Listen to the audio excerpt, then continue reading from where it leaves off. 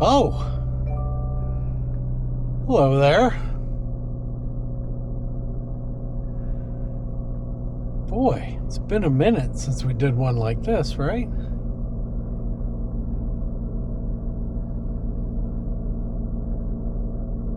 Well, buckle up and let's do this. Let's have ourselves a little chat on the way home, huh? You see the trash in my back seat here. Let me get this out of the way here. I had my kids recently in the back seat there, and yeah, there's some crumbs and some other stuff back there. See the Burger King crown they have there. They left. I'll leave that go because that's kind of fun. All right, let's be on our way. Okay, so I haven't had a real good talk like this in a little while, so I thought, perfect time, because I think I posted the other day that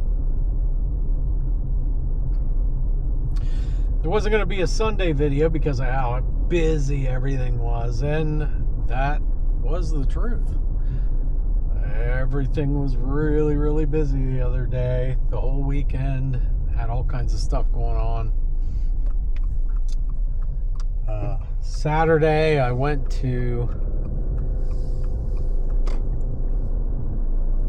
Philadelphia to a convention that I go to every year. That's like a comic book and media and celebrities and artists and all kinds of stuff like that, like a geek culture thing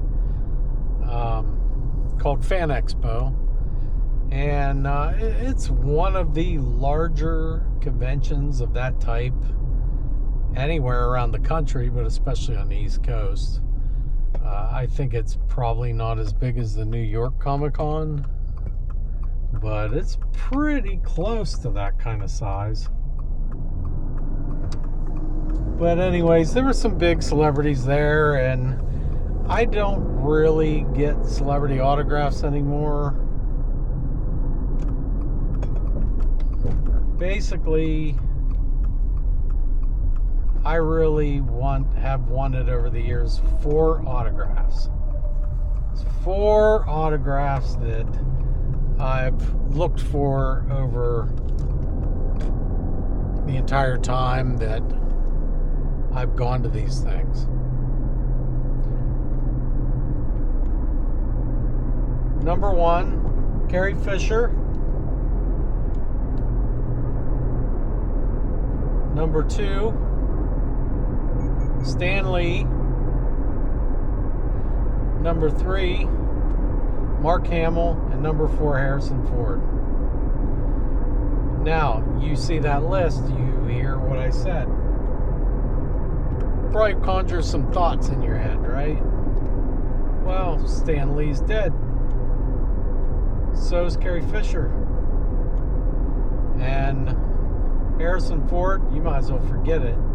He doesn't sign anything, except maybe a couple checks every once in a while, and maybe some contracts.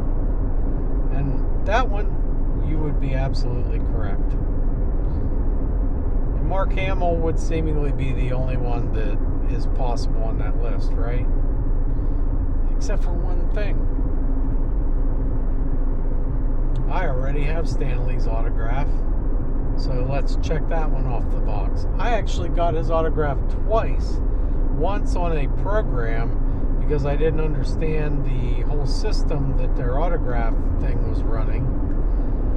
And then I got him, he came back to that same con a year or 2 later. And then I got his autograph on something that I actually brought for him to sign, which was a picture of himself.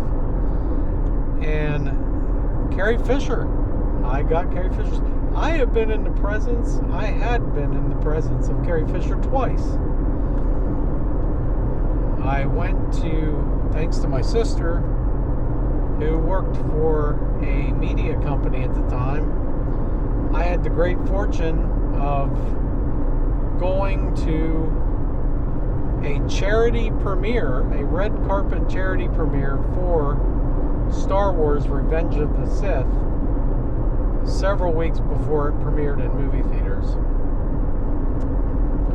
And Carrie Fisher was the special guest. Now, what's amazing about that was this happened in Washington, D.C. So not only was Carrie Fisher there, but also a ton of politicians, names that at the time were easily recognizable by most people from around the country. And her mother, Debbie Reynolds, was also in attendance. And that was a surprise. I did not get any autographs because I wasn't there for the autographs. I was there to see the movie. But I was honored to be in the presence of Carrie Fisher. I didn't get to talk to her because I ducked out of the reception where she was coming into. But I was in the movie theater fairly close to where she was sitting and could hear her comments. Both laughed and joked at the end of the movie when they showed baby Leia. And I forget what the comment was. I think something like, you looked nothing like that when you were a baby. Or something like that. But it was pretty cool because they both got up and spoke for the charity that they were there representing, which was the Children's Defense Fund, which was kind of cool. The Discovery Channel was hosting the entire event. They gave out like packages of different things that were complimentary, along with a souvenir ticket. Now, this event was very limited. It was for members of the companies associated around Discovery and other partner companies, and it was a charity event. So to get in, you had to be in that group or giving to the Children's Defense Fund charity. And I happened to be with a media ticket, and I was fortunate enough to bring my wife along with me. And as I said, it was in Washington, D.C. It was a big old movie theater down there near the zoo. I forget what the name of it is, but I'm sure if you've been in the area or are in the area, you know exactly what theater I'm talking about. The one with the big old CinemaScope screen that kind of wraps around. And like I said, it'll probably come to me later, but I forget what the name of the theater was. But later, she was at a convention that I was at, and I paid to get her autograph and meet her. And that was a funny story. My friend that I go to these conventions with does not like getting things thrown on him or being a mess, especially when we live 2.5, 3 hours away from where this con was. And his comment was, I don't want that crap on me. He didn't say crap, but I don't want that on me. Going the whole way up the turnpike, he was almost in panic mode because what was happening, Carrie was throwing glitter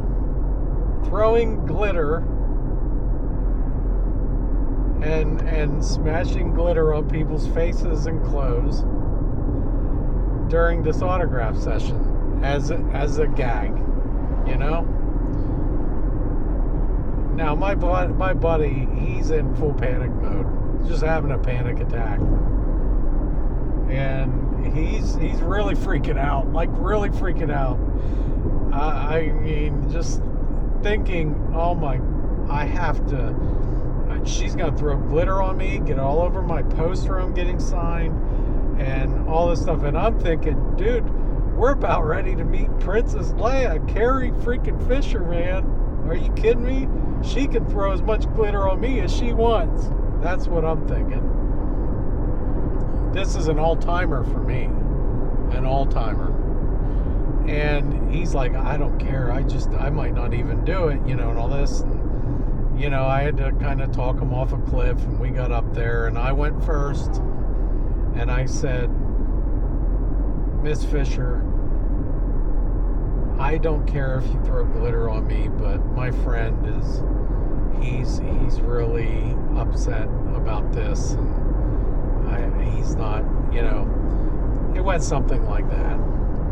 She's so taken aback and kind of like a little like dumbfounded by this entire thing, and kind of like, I forget exactly what she says, but she's so dumbfounded by this whole thing that she totally forgets about throwing glitter at me, saves me from being doused with glitter, which I totally wouldn't have minded being doused with glitter. That's a story in and of itself to go along with this, but I would have had it all over his car because he's driving, you know. So she doesn't do the glitter, and she's just shaking her head in disgust and just upset. I think a little upset. And that particular friend is probably watching this video. And you know how we have stories of the conventions and everything, but I will never forget Carrie Fisher, Princess Leia, being so upset that she could not throw glitter on us.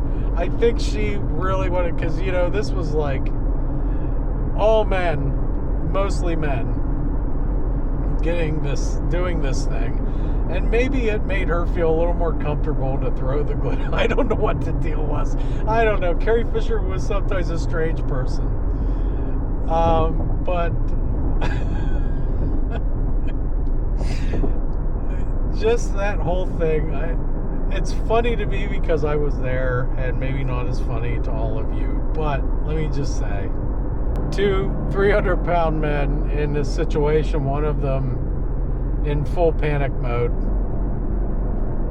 over this whole thing. I don't know how it looked to her, but she seemed pretty like taken aback, and you know, I don't know. You had to be there, but for like an hour waiting in that line, and maybe I'm exaggerating the time, but it seemed like an hour. My friend was in full panic mode, almost considering walking out of that line and not getting the autograph because of the whole glitter thing. And I don't know, I didn't really care. She could have glittered me you know, as much as she wanted, anytime she wanted, anytime it would have met her.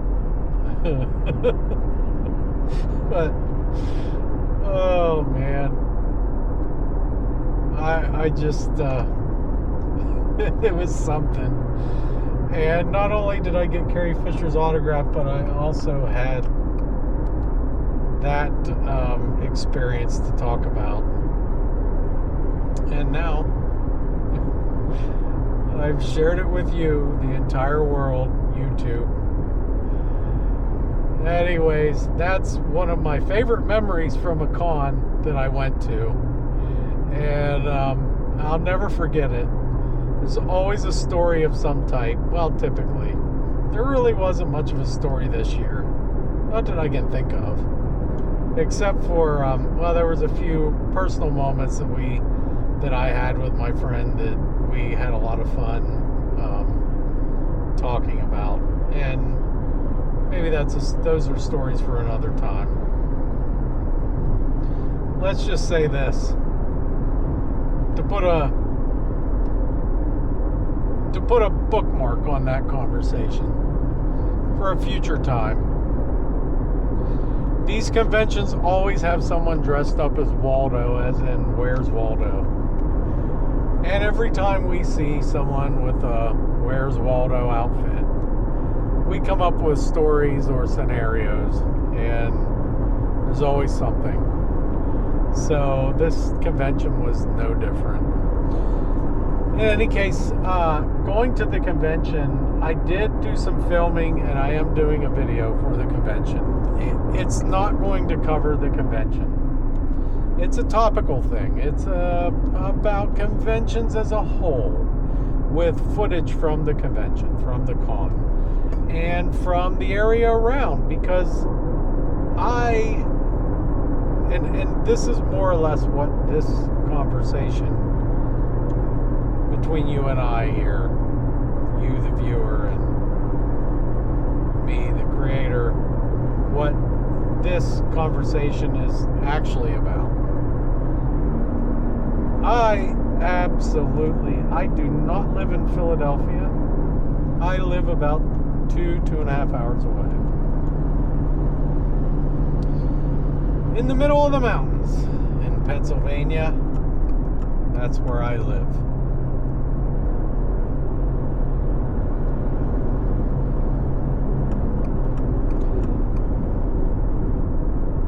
I really love where I live, but not enough that I couldn't easily move elsewhere. But there is only one city within these United States, not named Orlando, where I would live. And that one city is the city of brotherly love, Philadelphia, Pennsylvania. And here's just a few reasons why. Number one, I love Philadelphia. And I understand love comes in different forms and, happens as a result of different backgrounds when it comes to the place where you grew up or the place that you love, just love. I love Philadelphia because I am a Philly sports fan. Now, I love two of the Philly sports teams, and I like two of the Philly sports teams because I don't really follow those sports. The other Philly sports teams, I don't really have a connection to. I'm not a soccer fan. Any of the other sports, I'm not a big hockey fan, and I'm not a big NBA professional basketball fan. I do like college basketball. I do not like Temple. I don't hate Temple. I'm just not a fan. I grew up a half an hour away from the Pennsylvania State University, so that's my college team. And that's why. Because I grew up here. My first year in college that I failed at was with a Pennsylvania State University owned technical school or trade school. And that didn't work out so well for me. I went back and got an associate's degree much later in social media marketing,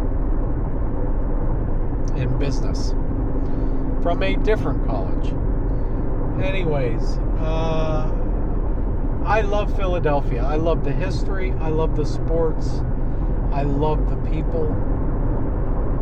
I just love the museums, the city itself, the food, the culture. It is, in my mind, and I've been to a lot of cities. I've been to Los Angeles. I've been to San Francisco.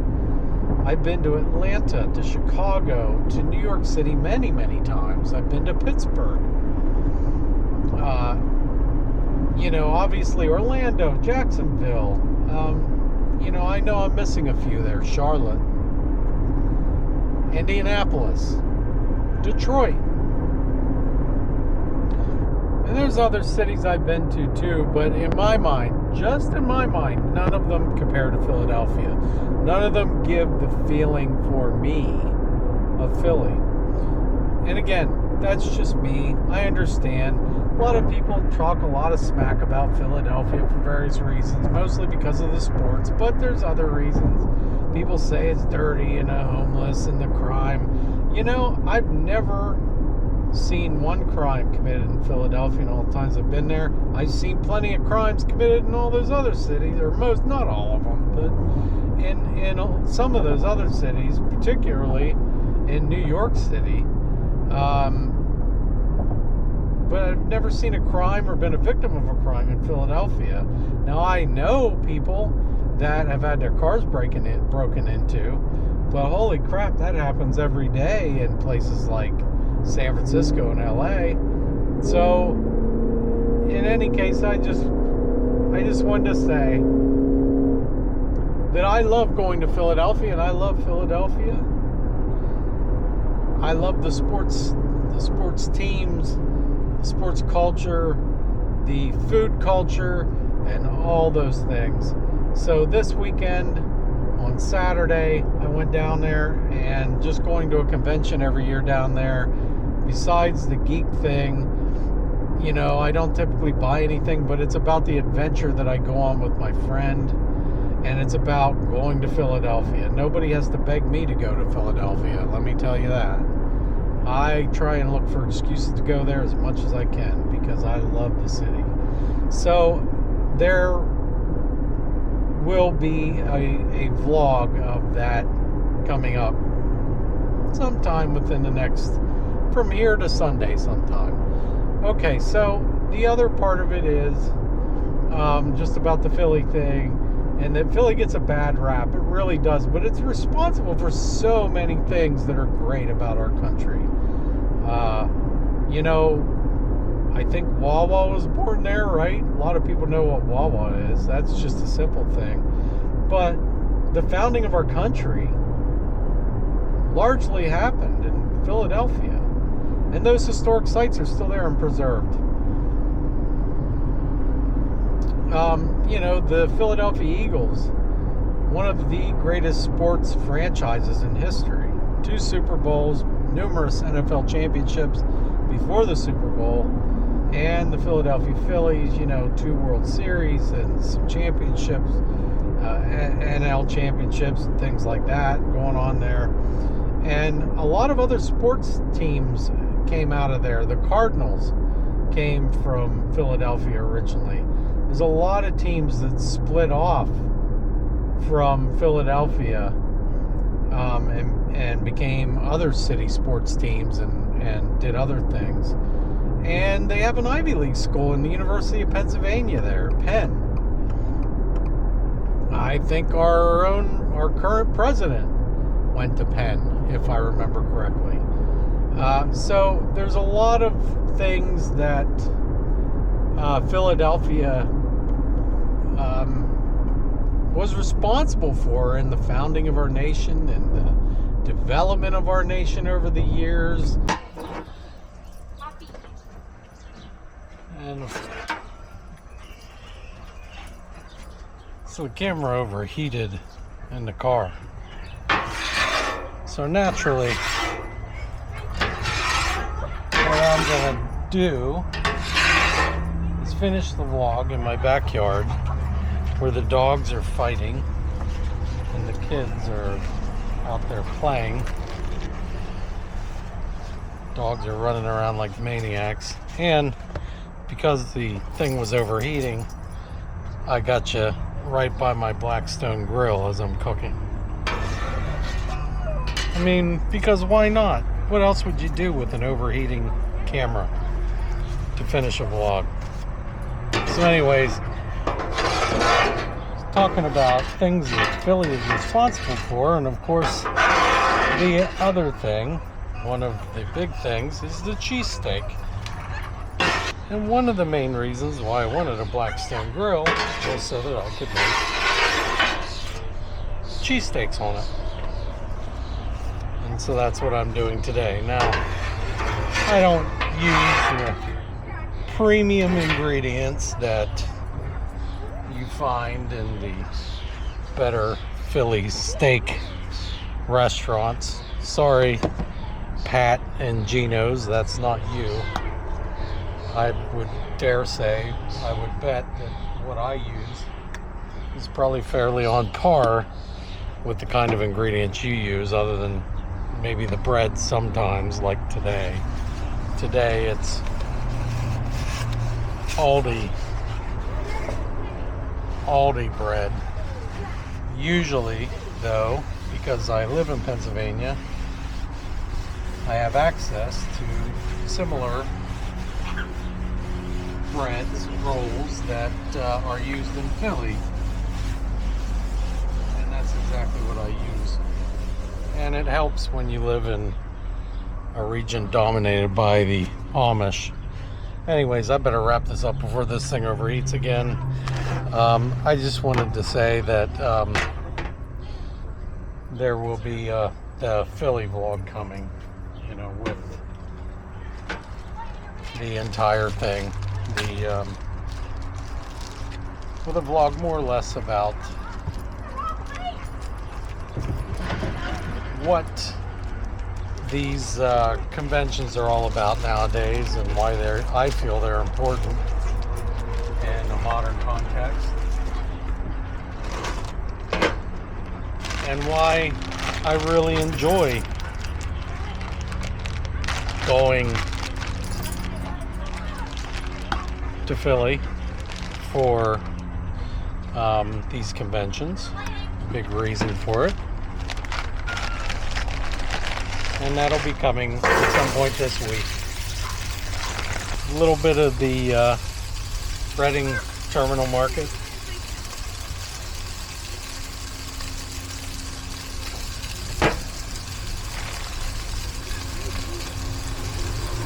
And a lot of fun. If you're from Philly, you'll be a snob about that, but Sam's Club quick steak, Gary's quick steak with the seasoning, and yeah, I know my Blackstone isn't in the prime shape that some people's Blackstones are, but